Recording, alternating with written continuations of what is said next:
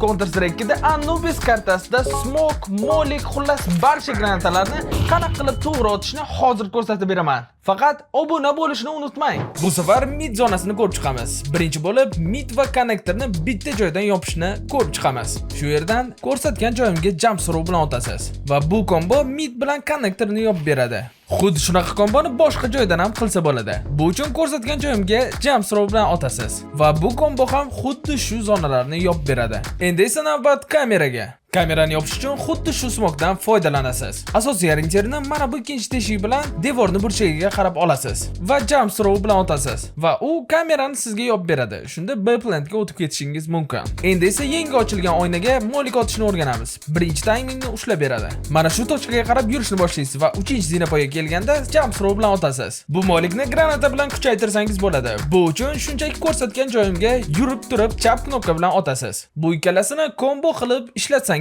bo'ladi va u ketaning pushini juda ushlab beradi. Yaqindan ham molik otsangiz bo'ladi. Bu uchun ko'rsatgan joyimda turib jump throw bilan otasiz. Agar teammeytlaringizga flashka kerak bo'lsa, xuddi shunaqa flashkani otib bersangiz bo'ladi. Granatalar esingizda qolmadimi? Unda yana bir bor qaytaraman.